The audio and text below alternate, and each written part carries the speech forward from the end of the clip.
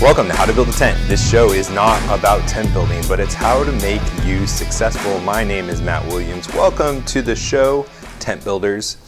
I don't know if I like that. I listened to a podcast the other day, and they had their audience named.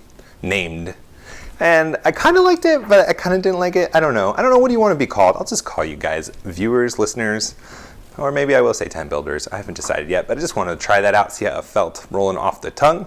Got some big news today, and we're also going to be talking about some things to consider when going for a job and looking for other jobs, and some of the things that can shoot you in the foot just having the wrong perspective about.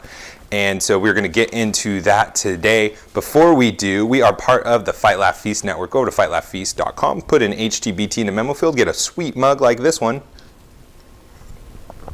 and you get a bunch of other benefits. But most of all, you're coming alongside of us as we proclaim the Lordship of Jesus in every area of life, which means you get to be part of the blessings that God is doing with this network and what these shows and all of the blog content and all of the other great things that are coming out. You get to be part of what the Lord is doing. So make sure you join. Make sure you get that free mug by putting in HtBT in the memo field.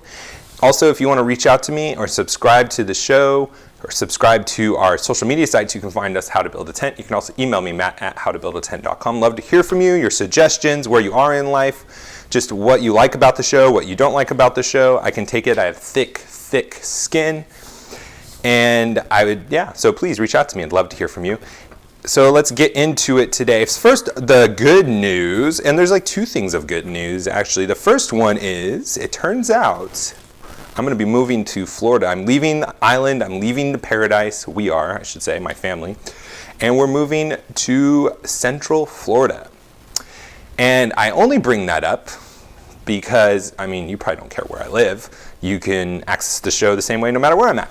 But I wanted to bring that up because if you are in the Florida area or know the Florida area well, I am looking for a church. So if you have any church recommendations, I'd love to hear from you as well. So you can email me, matt@howtobuildatent.com, or find me on the social media sites. Please follow me there anyways. Really appreciate it. And let me know your suggestions if you live out there, what church you go to, and that would be great. The one thing I'm really looking for is a church that lets me have, besides all the fundamental truths, right? Obviously there's some core things that you can't negotiate, but the real thing that my wife and I are really looking for is being able to bring your kids into the church service. I think it's incredibly important for the children to be included in worship, to be included and see their parents worshiping God and loving God. I love what David says from the Cross Politics show. He says it's not enough to teach your kids to obey the law, but you got to teach them to love it. One of the ways to do that is to be participating with you in worship, in my opinion. So that's one of the things I am looking for. So please reach out to me. I'd love to hear about it. Now, in my hands, I love when Rush Limbaugh does that with his papers in my nicotine-stained hands. I don't have nicotine-stained hands, but I love when he does that. I have the jobs report that came out last week for March. I told you that February was going to be just a little hiccup because of the weather, and jobs bounced back a lot better than expected. We have, education and health services had the biggest increase, 70,000 jobs. Professional and business services, we talked about that last time, the attorneys, the lawyers, the doctors, and the professional people, they had the second most with 37,000. So they're making 2 strong months in a row of hiring. And leisurely hospitality, remember I said that I think that's a really good thing because the better the economy is going, the more people are going to go out and do that. Also construction rounded off the top 4, and then government was number 5, which always worries me because we do not want to see that government growing. But overall, a really great jobs report. And there's been a lot of fear from the past jobs report that the economy is slowing down. Everyone is looking for a reason to panic, I feel, in the market, in the economy, and there's just not really a reason to do it. Yeah, other countries are struggling because they've put themselves in really bad shape, and we're not in the best shape ever, but we're making steps in the right direction in a lot of ways that I think are going to be keeping us going. So be optimistic. Think about that with your investing, with your strategy, with your plans of building out your business. We're doing pretty well, and we can look forward to at least probably a year or more before a recession. I don't know. This is the hardest thing because what happened with the Great Recession and the unprecedented moves the Fed did, the bailouts, and just how slow the recovery was. We don't really know when the next recession is going to come. All we have is guesses.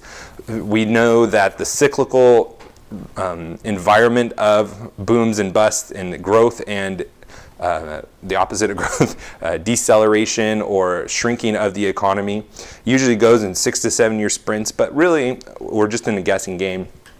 It seems like the economy is starting to slow down a little bit, but it could have been just there was such a big boom with money coming in, investment, and hey, we might pick up again. But I'm thinking from what I've heard from experts and what I'm seeing that we're still a little bit away from any kind of recession, even though the yield curve inverted.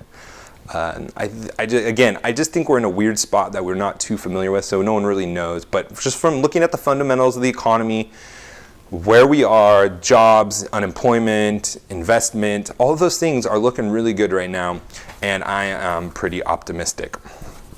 All right, I read this article from Dan Zhu, DANZHU. She has a podcast too you can check out. I haven't really listened to it, but she had an article that I thought she had some really good points that I want to touch on, because she's a headhunter, and she has just some tips for us to think about as we're applying for jobs, as we are looking to go through interviews. And a lot of us hate that process. I think it's a great process. It's a great place to learn to get a feel for other companies, even if you're not going to get hired by them or want to be hired by them, just to go through the process and get to know people and to get your name out there. It's a really beneficial thing too. That's another thing to think about, is when you go for interviews, you're networking at the same time. And even if you don't get that specific job, at least you're putting a name to a face for them, and they get to know you and see you. So don't even look at not getting a job as a failure. Just look at it as, hey, okay, at least I got my name out there. At least hopefully I made a good impression. They know my credentials. They have my resume in hand. I made it through the vetting process originally. There's a lot of good that comes from interviews, even if you don't get hired for the job. The first thing that Dan, she points out, and she says is a problem with what people do when looking for jobs, is they aim too low. They don't think highly enough about themselves. And she says it's either with your salary, your title, type of company. Like, there's a lot of great companies out there that are like the best places to work, and some people won't even apply for those jobs because they don't think they're valuable enough. They don't think that they have what it takes, and maybe you don't, but a lot of times you do, and you just don't think of, and you just don't go for it. And like, what's the worst that's going to happen? You get rejected. We really need to be comfortable with rejection. Rejection is uncomfortable, but it doesn't have to be, especially when you're not putting your value in those people's opinions of you. If they reject you, they reject you. There can be 1,000 different reasons, and it could be nothing to do with you. Or it could have things to do with you, but it doesn't matter because it's not ruining your life. Rejection isn't the end of the world. But again, it's one of those things that is just getting you to the place where you belong. So don't be afraid to go out and try and shoot for the stars, shoot for those big promotions. The worst that's going to happen is rejection. And if you really think through, like, what does it actually imply, and what does it actually mean to be rejected to you? Like, besides feeling hurt, besides those feelings, does it really impact you? If you're in a good place, if you have a job and you're just looking for another job, you're looking for a big promotion, why not go for it? And you get rejected, so what? You still are no better or no worse off than you were before you applied. So go for it. Go for those big jobs. Go for those big opportunities and see where it ends up. Maybe you will get an interview. Maybe you'll just get to know some people in a new company and you'll get another position as well. Another thing that she adds during this aiming too low process, and I love this because it's so true, people are scared to negotiate and talk and ask questions and leverage the interview process through all the stages, because most of the time an interview isn't just one interview, but it's multiple stages of interviews, right? Is they don't look for all those opportunities to be a place for you to leverage the opportunity to take advantage of, to negotiate, to get what you want, to find out what you want to know about the company, to find out how you can make the most of your employment package and negotiate those things and to get a better deal. But it's almost like you're playing defense the whole time and hoping that you thwart all the attacks of the interviewer. But it needs to be like this equal ground, and you should be not in fear of the person. And a lot of times what happens is we get so fearful of the interviewer that we almost deify them, like they are the ones that control our future, and that's just not true. God is the one who controls our future. And you think even like through the Bible, where it's God who gives us favor with people and has us fall out of favor and has us go through trials and really is controlling our future and the opportunities that we have. He's the provider, not the interviewer. And the more that you can take your mind off of that and just see that person as a person and not as this one who has power over you and control over you, the more control you're going to have, the more ease you're going to have, the more of yourself you're going to be, the less nervous you're going to be. And it's going to be really easy to just switch back to that where you're thinking, oh my gosh, I have to impress this person because they control if I get this job or not. And like, yeah, they do, I guess, from an earthly perspective, but as a Christian, as someone who's following God, you know that it's God who opens and closes doors. So you don't ever have to fear that person. You don't have to think that they have that control. And when you are just going through those interview process, when you're going through those questions, and you start reverting back to that fear, you're reverting back to that anxiety, just remember that God's ultimately in control. And even if you don't get this job, you're going to be okay. You're not going to be ruined. The world's not going to end. And just having that is going to just be such an advantage to you, not just because you're not going to be nervous, but you're going to be able to stand out and excel from other people who are a nervous wreck, and you're going to be able to be more lighthearted. And guess what? People that are interviewing you want to be around people that are comfortable and lighthearted. If they feel that you're anxious, then that's just going to give a wrong vibe. It has a much better opportunity for you to have that situation click and to have chemistry be related, have them like you. If you're not a nervous wreck and like, oh, just like stumbling over your words, but if you're relaxed, casual, laid back, you're treating this like a conversation and not as a battlefield, you're going to do a lot better. You're going to get those jobs. That's why I think that a lot of people that go into interviews not caring if they get the job or not do so well. It's because they're not so nervous. It's because they are just treating it like, whatever. So have the whatever kind of perspective, and you'll probably do better in interviews. Not to say that you'd be a jerk or anything, but you know what I mean by that. Another one is saying no to yourself. And we kind of already talked about this with the aiming too low. But then she goes into the qualifications discussion. And a lot of times people will post jobs with like the perfect candidate. And then you'll read the job description and think, oh, I don't qualify. I don't have this one thing. And then you don't apply. But that's not the name of the game. And she goes into that in a more detail where she talks about that's not the rules. It's about being like this ruthless person. I love this quote she has. There are no rules in job search. This is why, and she says job search, in the job search, I bet it should be. This is why often psychopaths and liars sometimes get the best jobs and offers. I love that. Why psychopaths and liars sometimes get the best jobs and offers. They understand manipulation. Now, I'm not telling you to manipulate, but you need to understand that it's not this like the best candidate's going to win. It's the person that's using all of their tools to leverage and to get that job. It's the connections, right? We talked about 1,000 times before that connections are so important. It's leveraging your social media profiles to help support your resume. I was looking for a bigger word than support, but it just isn't coming to me. And support your resume. Your resume nowadays is not the only document your employers are going to look at. They're looking at your social media, your LinkedIn. Be building up that LinkedIn account. Be looking for connections and make introductions. Be reaching out to hiring managers around the website, the application process. Don't just rely on uploading an application to the website. You got to do more. You got to be ruthless. You got to be a psychopath.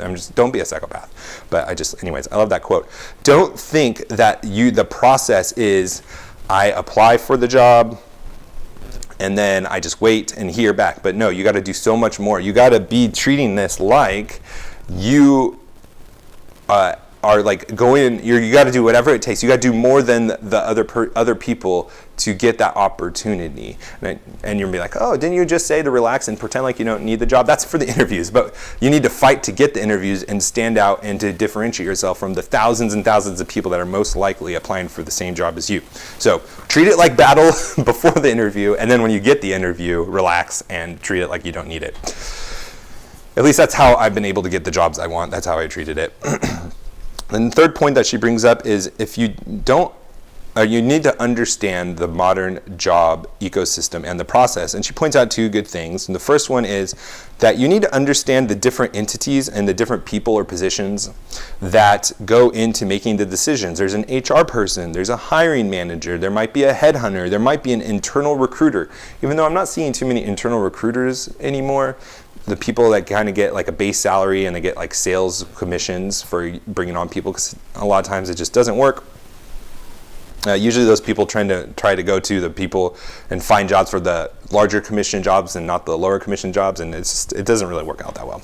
Anyways, all these different people that you're interacting with have different motivations, and it's wise and it would be smart for you to understand those different motivations and to tweak your conversations and tweak your documents for that. Well, maybe not tweak your documents, like changing your resume for every person you talk to. You probably should have one resume, but like tweaking the conversation, tweaking your email correspondence, your phone calls, and understanding what their motivation is, because they have a job, right? And it has to do with hiring process and success for them. How they're going to look good to their boss is going to be different depending on what role they have and how they get paid and things like that. So understanding what the value you can provide to the person interviewing you is another great thing to do. We talked about the old process and the new process a little bit. Is the other point she talks about. It's not just about applying on the web, waiting for them to get back to you, and then going in for the interview. But again, it's creating multiple marketing documents, including your resume. And your marketing documents are not only a cover letter, but your LinkedIn profile and your portfolio of the work you've done before. You want to have as much information to give and to stand out as possible to be at your disposal to use. And sometimes you won't use it, but it's nice to have. You don't want to ever be in a position where you wish you had something and you don't have it. And she goes through a lot of that stuff. And again, LinkedIn is a big deal. I don't have LinkedIn. I'm not looking for a job anymore, and I'm sick and tired of maintaining LinkedIn. But if you are going through the corporate route looking for promotions and looking for new job opportunities in different companies, you definitely need to have a LinkedIn account and look at other people's LinkedIn and look at what they post and their articles. I remember on LinkedIn a lot of times people would have a lot of commentary posts commenting on people's other blog posts and things like that, and it's really great. It gets your name out there, other people see it, and it's just a really great thing to do. So research that if you're looking for another job. Again, negotiate. You have the power, and the more you realize that you don't need the job, the more negotiation power you're going to have. The more dependent you are on the job, the more of a disadvantage you're going to be in negotiating, because the more leverage you're going to have. If you need the job and you put off a vibe that they know that you do need the job and they pick up on that, you're going to get a lot less money and a lot less generous benefits package, I imagine. The next point she talks about is becoming a jack of all trades, and she actually says that that's a bad thing, and I do disagree with this. And you know, if you've listened to the show, that she says that companies are looking for an expert in one field.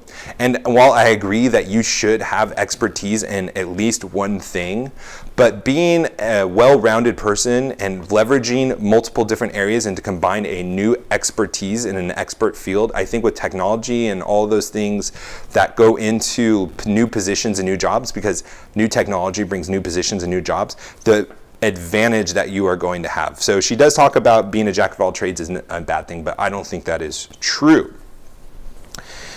And then she also goes into, and again, this goes to the desperation of the job. She talks about not having a financial plan, and she talks about, and this is a really good point, that the more money we make, the more we spend, and we get to a place where we're just making more and more bad spending habits, and we're not being wise with our money. Like, oh, I just made 10% more, so now I can spend all that 10% instead of saving it, investing that extra bump in raise or promotion or bonus, and being wise with it. We get ourselves in really bad situations, and that is one of the things that's just going to help you. I'm telling you. Even just your composure and your perspective on your job, your current job even, the less beholden you are to people, the better. You don't want to be a slave to a lender, and you don't want to be a slave to your employee equally.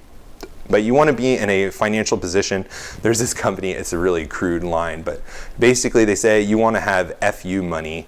And the idea is that you don't have to be told what to do, and you don't have to do things you don't want to do. But if ever you're in a position where you feel like you're being treated unfairly or you're in a job that you don't like, you have enough money to be able to go do whatever you want. And that is what you want to be. You want to be in a place where you have the autonomy to do what you enjoy, to be obedient to what your life calling is, and to make those moves without being without that being determined by your financial situation. And that is the dream. I need to come up with a Christian way to say that, and I apologize if I offended anyone. I did not mean to, but I just didn't know how else to say that. So you want to have a good financial position where you can make changes and make life adjustments, job changes, where you're not dependent on any one employer. Just don't do it. And then in the conclusion, she talks about how it's important to stay ahead of the game, and I totally agree with this. You need to be learning constantly. You want to be a learner. Don't ever be comfortable with what you have and think it's enough. Especially today. Before, you could get away with just having one job role and then it never changing. But with how fast technology is changing and the rate that it changes is increasing too, it's not just that new technology is coming out, but it's coming out at a faster rate. You need to be a constant learner today. Networking is incredibly important. That's the most important thing when looking for a job, is who you know. If you know more people, then you're going to get more opportunities. It's a total correlated line. Be speaking with people in the know. Be talking with recruiters. We've talked about that before. Colleagues, mentors. Have these people, influencers, to guide you and give you the right advice. And finally, she kind of has this little bonus tip, which I love. I love bonus tips. It's just like a little fun thing to do. She says, take what people from an older generation say with a massive grain of salt. And she is a great example of this. She says, if I listened to my old school Chinese immigrant parents on what to do in my career, I would not have retired at age 28. That's for sure. And if you think about that, I'm like, wow, that makes sense, because like there are things that are true in the Chinese culture in their generation, but in America today, it's completely different. And so true even just in America is our parents lived in a different world than we live in. And our kids are going to live in a different world than we live in today. And it's going to be wise of us as parents to prepare them for that as well. And to understand that advice that's true for us today is not going to be true for them tomorrow. And what advice was true for our parents or older mentors yesterday in the years past and in the old economy, the industrial economy, is not going to necessarily be true in the digital economy today. All right, well, I hope you had a good weekend, and we will talk to you tomorrow. God bless.